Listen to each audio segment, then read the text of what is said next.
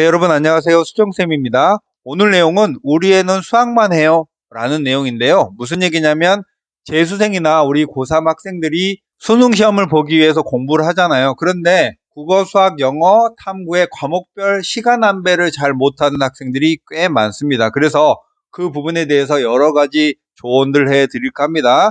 첫 번째로 정시에서 과목별로 실질적으로 어떻게 반영이 되는지의 그 비율을 한번 제가 조사를 해봤습니다. 그러니까 이 반영 비율이라는 게 예를 들면 서울대 같은 경우에는 국어가 100, 수학이 120, 탐구가 80, 영어는 감점 이렇게 주는데 그 수치의 의미를 정확히 헤아려 볼 필요가 있어요. 그래서 각 대학별로 실질적으로 어느 정도의 비중으로 반영하는지를 확인해 봐야 내가 공부 시간을 어떻게 비율을 가져갈지 알 수 있잖아요.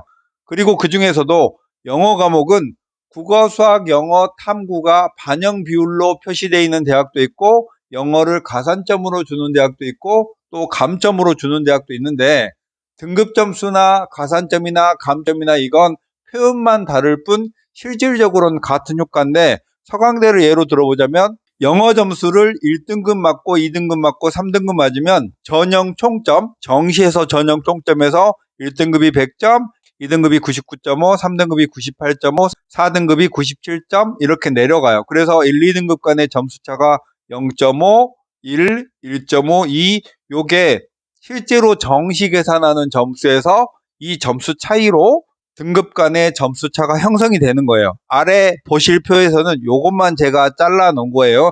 이 점수 차가 실제로 중요한 거고 점수를 100점을 주든 200점을 주든 그 점수 자체의 크기는 중요한 게 아니거든요. 그래서 자연계열 상위 10개 정도 대학의 국어, 수학, 영어, 탐구의 실질적인 반영 비율을 정리해 봤는데 서울대는 국어가 33%, 수학이 40%, 탐구가 27%고 영어는 1, 2등급 간의 0.5점 차, 2, 3등급은 2점, 3, 4등급은 4점 차. 이렇게 영어는 약간 절대평가식으로 등급 간의 점수 차를 주니까 이것만 보시면 되는 거죠. 영어는 따로 등급 간의 점수 차를 제가 별도로 잘라놨고 국어, 수학, 탐구의 반영 비율을 100%로 했을 때의 비율로 표시해 놓은 거예요. 그래서 상위 10개 정도의 대학의 평균치는 국어가 29.5%, 수학이 40.9%, 탐구가 28.6%로 수학이 단연 1등, 국어 2등, 탐구가 3등이고요. 영어는 여기에 등급 간의 점수 차를 보면 되겠죠? 특별히 주목할 대학은 성균관대 자연계열은 1등급과 2등급 간의 점수차가 1점, 2, 3등급 차는 2점인데 3, 4등급의 점수차는 23점으로 4등급 이하는 오지 말라는 그런 뜻이겠죠. 그래서 여러분이 공부 시간을 배분할 때 자연계열은 수학이 대략 41%, 국어가 대략 30%, 탐구가 28.6% 정도니까 이 정도의 기본 반영 비율을 이해하면서 공부 시간을 분배를 해야 됩니다. 물론 제가 수학 선생이지만 그렇다고 수학만 거의 자기가 가진 모든 시간을 사용하라는 뜻은 아니고 대체로 공부할 때 다른 특별한 계획이 없다면 이 정도의 반영 비율로 공부의 시간 배분도 해주면 좋겠고 여기서 수학은 약간 더 높이고 국어나 탐구는 조금 낮추는 정도가 합리적일 거라고 생각이 됩니다.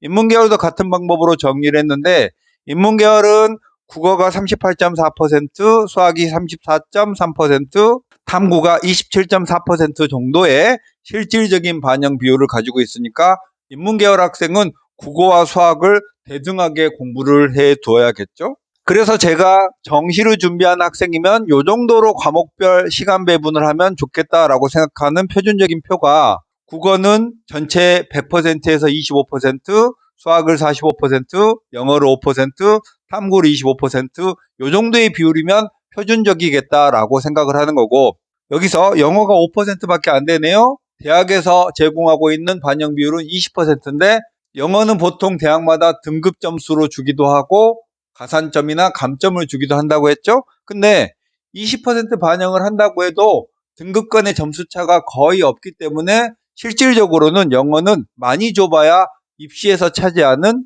정시에서 차지하는 비율은 5% 정도밖에 안 됩니다.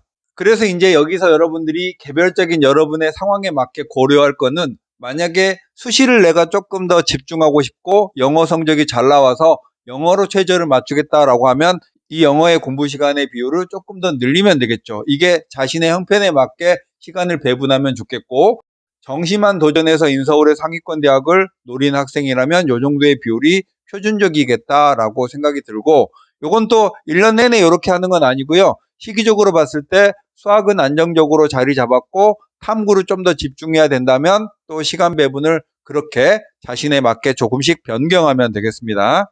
자, 두 번째는 탐구는 여름부터 할게요. 보통 고3 학생들이 이런 얘기를 많이 합니다. 재수하는 학생들은 이미 고3 때 한번 잘못 계획했다가 실패한 학생들은 재수 초기부터 탐구를 조금씩 하는데, 고3 학생들은 학교의 일정이나 이런 것들도 빡세고 공부할 시간도 많이 없으니까 일단 수학부터 하고 겨우 시간 남으면 국어 조금 하고 탐구는 여름에 할게요. 이렇게 해서 미뤄두는 경향이 있는데, 정시 파이팅을 외치는 정시로 학생이라면 탐구를 지금부터 조금이라도 시간을 내서 해둬야지만 나중에라도 성적 향상의 가능성이 있고, 지금은 아예 안 하다가 여름부터 시작하겠다 이런 계획을 세운 학생 치고 그 계획을 성공한 학생을 못 봤습니다. 왜냐하면 공부라는 게 초벌, 재벌 이렇게 여러 번 반복을 통해서 기억 속에 남거든요. 근데 한 번도 안 하고 있다가 여름에 생으로 시작하려고 하면은 아무것도 모르겠고 시간은 촉박하고 하니까 보통 그럴 때 고3 학생들은 이제 탐구는 버리고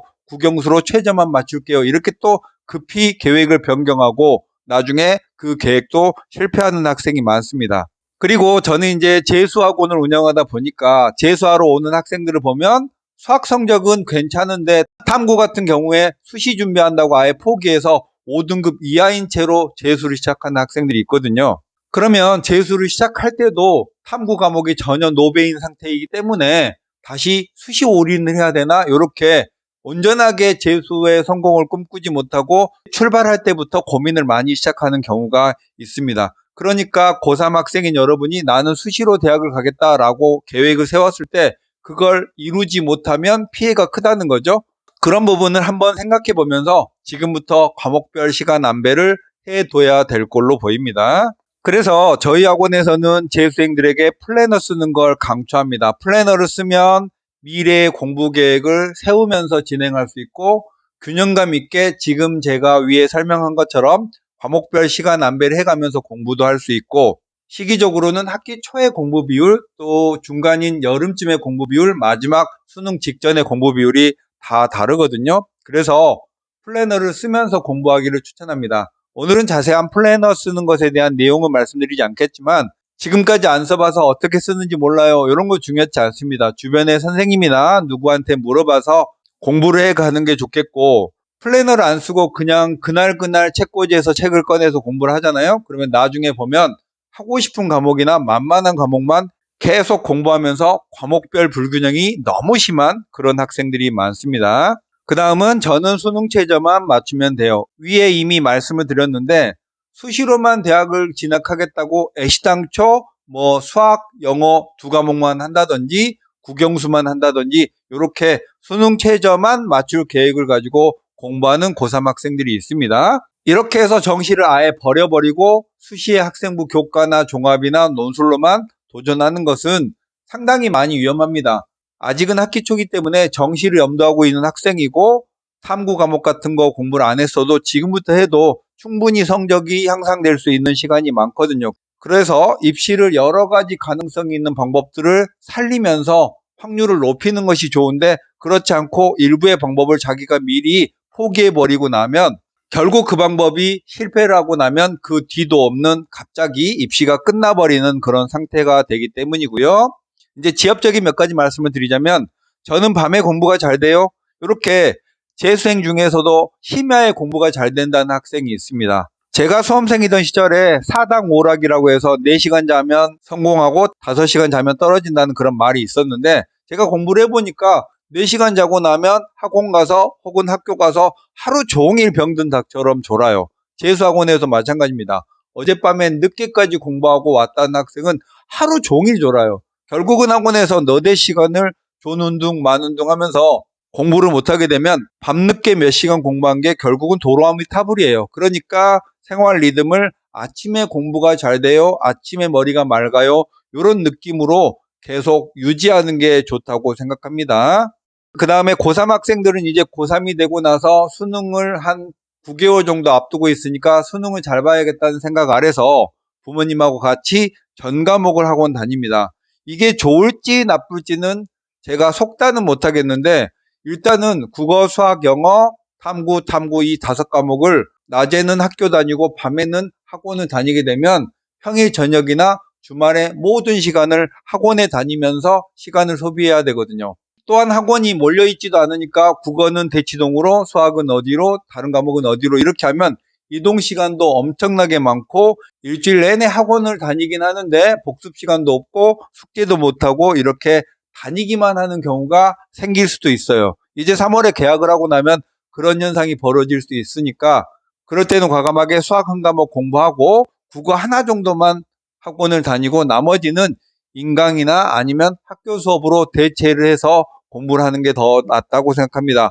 그렇게 공부를 하다가 수학이 자리 잡고 나면은 이제는 다른 과목 하나 더 하고 또 그게 자리 잡으면 또 다른 과목을 일시적으로 한 3개월 정도 공부하고 이렇게 시간 활용을 해야지. 대치동에서 학원을 운영하고 있으니까 대치동 학생들을 많이 만났는데 이 학생들은 일주일 내내 정말 숨 쉴 시간도 없이 학원을 다니면서 뺑뺑이를 돌고 있어요. 근데 성적은 안 올라요. 그러면 정말 노답인 상태가 되겠죠. 그 다음에 수업을 듣는 것과 복습하는 시간은 어느 정도 비율이 적절한가? 이 내용도 학생에 따라서 다르니까 오늘은 그냥 일반적으로 재수하는 학생들이 받아들일 수 있는 수준으로 말씀드리자면 보통 우리 재수생들이 하루에 공부할 수 있는 시간은 10시간, 한 12시간 정도가 됩니다. 그러면 일주일에는 70시간에서 80시간 정도의 공부 시간을 가질 수 있고 제 생각엔 가장 적절한 수업과 자습의 비율은 수업이 1이라면 자습이 2 정도 되는, 즉 한 주의 수업을 22, 3시간 정도 듣는다면 자습은 한 50시간 정도 하는 요 정도의 비율이 가장 적절하다고 생각합니다. 그래서 인강을 포함하여 지나치게 많은 수업을 듣는 것, 수업만 듣고 그걸 소화하거나 복습하고 숙제를 하고 이런 시간이 부족하게 그렇게 공부를 하는 건 반대고, 반대로 독학재수학원 같은 데를 다니면서 여전히 수학이 3등급 정도밖에 안 나오는데 모든 걸 아무 선생님의 도움도 받지 않고 혼자서 공부하는 것도 사실 위험천만합니다. 재수도 여러분에게 가장 여러분의 인생에서 중요한 시간을 걸고 공부하는 거잖아요. 실패하면 안 되니까 주변의 전문가의 도움을 받으면서 공부하는 게 안정적이면서도 성적 향상이 많이 일어날 수 있는 이런 공부 방법이거든요. 과거에도 성공한 경험이 많지 않은 학생이 재수할 때 내 혼자 공부해서 성공할 거야, 이건 너무 많은 위험이 따른다고 생각합니다. 제가 지금까지 여러 가지 말씀을 드렸는데 위의 내용들은 일반적인 내용이고요. 자신이 처한 상황이나 자신의 입시 목표와 방법에 따라서 조금씩 융통성 있게 시간 조절은 해 가시되 아무 생각 없이 그냥 매일매일 책상에 앉아서 닥치는 대로 공부하는 건 조금 반대한다는 그런 수종쌤의 생각입니다. 오늘은 여기까지 할게요. 안녕.